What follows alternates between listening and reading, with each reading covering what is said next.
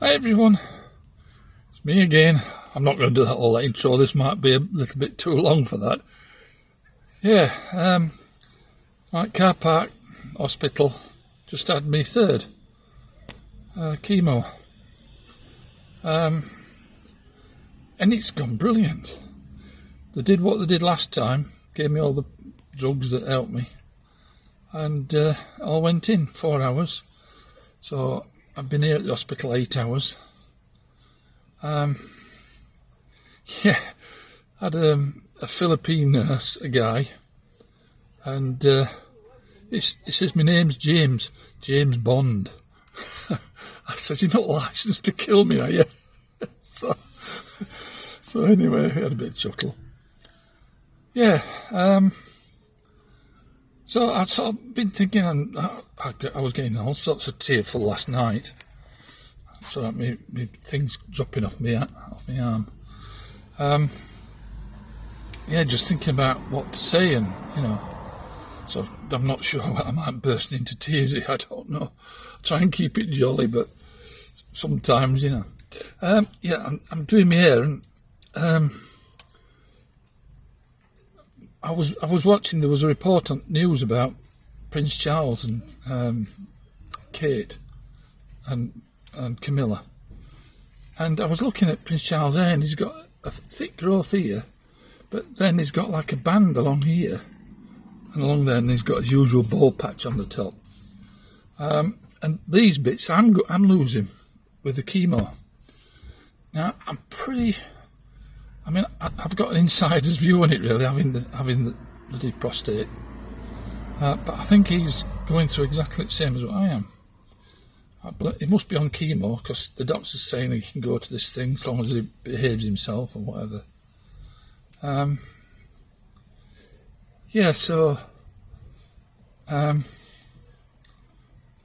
sort of, there's lots to say here.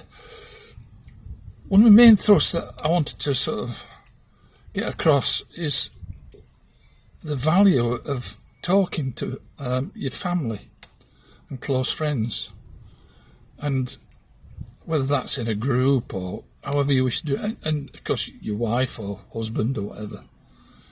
I'm finding it invaluable, and I know I'm doing it through YouTube, and I'm getting subscribers, I'm getting comments off them, and I was sort of thinking about it last night, and I thought, I'm getting a lot out of this. It's making me stronger, more able to cope, because some of these drugs I'm on give people terrible depression and suicidal thoughts and things. That's strong and powerful. I get some messages, and it sets you off on these different thought processes. But and the main one, my youngest sister, Lynn, she, I don't know, hopefully she won't mind, and this is dangling now, hopefully she won't mind me saying this, but she has a problem with, she's lost all her hair. I don't think it's alopecia, it's some other sort of body attacking things or whatever. So, of course, when she loved it when I sort of took all my hair off, and of course I'm probably going to end up mostly bald, as the weeks go by with this chemo. And she says, you're rocking that haircut. So, I mean, I was having a right good old laugh at that last night. And of course I try and keep these light-hearted, these things, and so I sent a message back, because what she then proceeded to, and she was saying how great it is, and she's enjoying me plugs and things about, like I'm doing now. And she said, because in one of my very early ones, I mentioned about the fact that Prince Charles had got prostate cancer, the same, and I suspected it was the same as what I've got. And she thought about this. This is what she said in the message. She said, I hope you don't mind. Well, no, I don't. But she'd taken it on her own, and very, very thoughtful of her. Thank you, Lynn. And I'm going to start crying. brilliant, touching. What's an audio on this? Yeah, and basically she drafted this lovely letter to Prince Charles because obviously, he's lost his mother and we lost ours recently, and of course, he's got prostate, and she then proceeded to tell him what I'm doing with these videos, trying to help others, and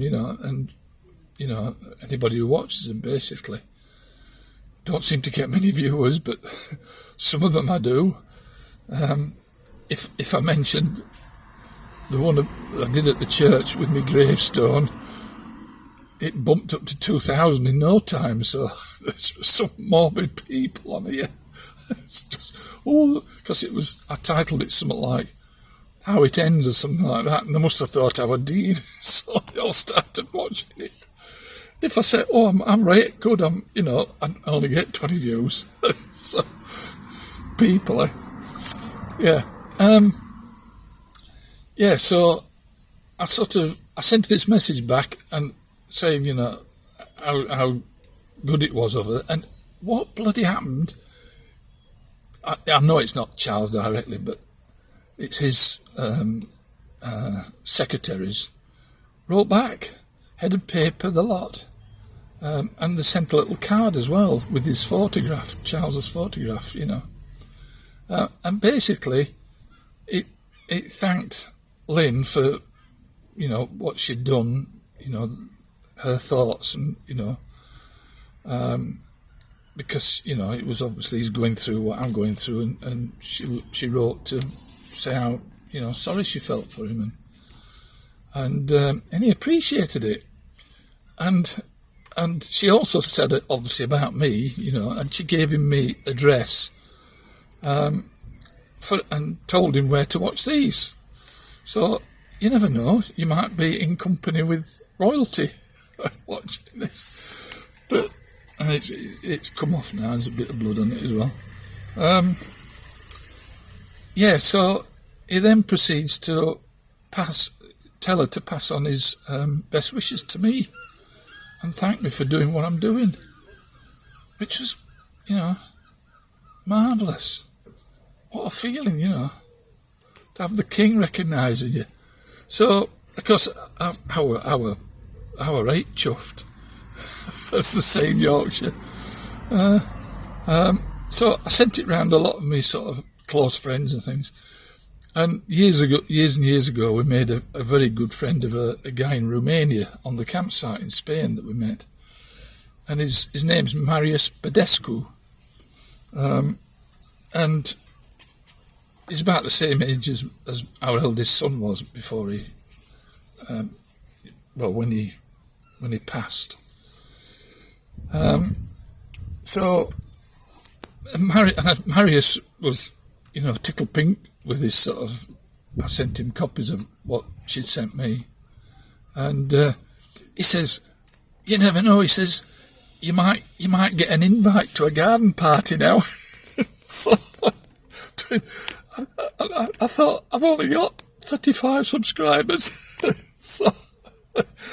But I said, hopefully they have it with +1, Marius, because then I'll invite you along to join us, and he'd love that, a Romanian guy meeting royalty. He'd dine out on it for years to come. Yeah, and I was sort of, in this message I did to Lynn, about it, and I said to her, this is a bit of joviality, but also serious. I said to her, I says, now close your eyes, Lynn.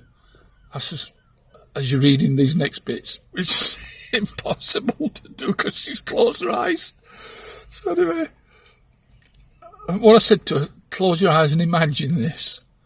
It was the concept, I guess.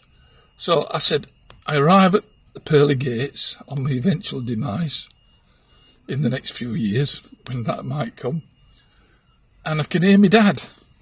And this is where I can get a little bit emotional. But I can hear my dad's, and I can actually hear him saying it. "Hey, well done, Ian. I didn't think you'd ever manage it." and I can actually just turn the ignition off. Good afternoon, Keith Spencer. Oh, my bloody car's doing its thing. And I said behind him would be my grandmother. Telephone not available. Connect your phone now. He's talking to me. I said my grandmother would be sat behind him. How the hell do you turn this off? There you go. I think that's got it. I says my grandmother would be stood behind him and she'd be saying, Ian, didn't know you got it in you. You know, she was a sort of Bradford woman, Bradford lass. And then there'd be my Uncle Ronnie behind her, because they've all departed now. And he'd be saying, how did he used to say? He always just say, all right, our kid, well done. It's because he was a foundry worker. He was an hard, always worked hard all his life. But and I can actually visualise them saying that at pearly gates, which is And then I said to her, I says, and I'm gonna tell this story on my next Plog now, so she'll be tickle pink watching this and having a little bit of tear and whatever else in her eye, using her own memories and thoughts about family. But it's what I'm saying.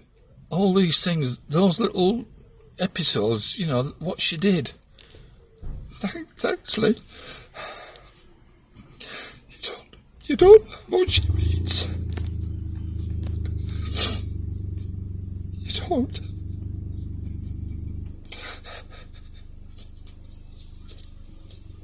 Sorry. I told you. It had set me off. Oh dear. Well done anyway. Excellent. Very touching.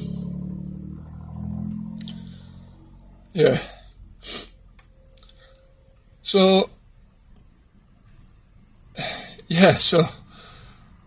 and it's not just Lynn, I get me now eldest son Darren. He has this joke, because first two times we came for chemo, he drove me here. And of course, when you're having chemo, there's a risk you can die. It's, powerful stuff. They're pumping you with, like a pint of liquid that's seriously causes cancers. And all nurses have to wrap up and, cover up for it. And he has this joke about, I thought I'd be fetching you out in a box. So, it's the black sense of humour that we've got. And so I said to him, because his first twice he came with me, this is the third one. So I says to him last night, I said, you don't need to bother coming with us, Darren. I says, I'm going to be all right, which I am. I'm perfectly okay now. So I can't remember what it was now. Anyway, I sent him another message this afternoon, which I referred to this box that he's going to fetch me out in. So, yeah. Anyway, the other thing I said to Lynn, I says, I'm now going to use this now as me, I'm not going to be like Alan Bowles and give the little wave. You've heard me say it many times, and it's the crux of what I try to do. I try to show all the emotions that you go through, and give you the watcher, the viewer, the benefit of what I'm going through, the experience, and to try and help you get through what you're going through. And doing that helps me, as daft as it sounds. And little things, comments that come back, people, and they're obviously taking note of what I'm saying and what I'm, feeling. Yeah, so, and so I said to Lynn, I says, my outro from now on is going to be your life is a rich tapestry, and you've heard me say it before, but it's your responsibility to make it colourful. Yeah? Nobody else. Yours. Understand people around you. The fact that, your wife, your relationship is changing because you haven't got all the emotions that you did have because of loss of testosterone. You're not as sexual as you were, sexually driven. So you probably won't give as many hugs or kisses or, hold her hand or whatever, or rub her hand. So it's them little things that are most important, and you must do and push yourself, because it won't come naturally to you because lack of testosterone removes a lot of those actions. So understand people around you, what they're going through, your children, they're having to cope with it, what's coming, and understand it. And so you need to talk to them and, give them hugs, big hugs, have a little tear with them if that's what's called for. Get their views, find out what they're feeling. So, yeah, it is your responsibility to make your tapestry colourful. So I'm going to keep saying that now at the end as an outro. It's a rich tapestry. Enjoy it. So, it's me. Do I need to say my name? Do I? Really? I'm going to come knocking on your door and find out why I've got to say it all again. So, bugger you. No, I'm not going to say it. Oh, sorry, sir. I forgot he's watching. It's not ma'am, is it? As in ham, ma'am. What is it? Is it sir or... Oh, I don't know how you address a king. Well, with minks and velvet and jewels, jewel crowns. That's how you dress him. I don't know how you address him. But anyway, if you're watching, sir, go subscribe, because I ain't got many. And I could do with you. Shame it's not means tested. But, go right back to the first one, when I was talking about school peeing over the wall. When I was 10-year-old. And anybody else who's not watched it yet, go back. Anyway, we're up to... Oh, I don't know. I keep doing this, don't I? I ought to have a big clock. Come on, YouTube, put a big clock on so we can see what time it is without doing this. 16 minutes, 20 seconds. Right, hope you've enjoyed it. I'm rattling on a bit tearful, but hope you've had little chuckles with me, bit twisted sense of humour, but... so I'm into another round now. But great, it now means the next 3, they know how to do it for me without making me react badly. Which is brilliant news. Okay. Love you all. Love you all greatly for all the help you're giving me. And most of you, I think all of you give me little messages back, which, when I send you links. Thank you very much for everything. For being part of my tapestry. Right. Bye for now. Oh, I didn't find out. I phoned up the nurses on oncology yesterday to get me PSA reading. They never phoned me back, the buggers. So I'm going to, when I get home, mind it's going on, it's about 4 o'clock now. I'm going to phone up and find out, see if it's how far down it's come. Fingers crossed. So if I know, I may put just a very, very short one on, like 1 or 2 minutes, saying whether it's good or bad, just so it, so you're not in suspense. Anyway, 20 minutes coming up. Bye for now. I've babbled on enough. See you later. Bye.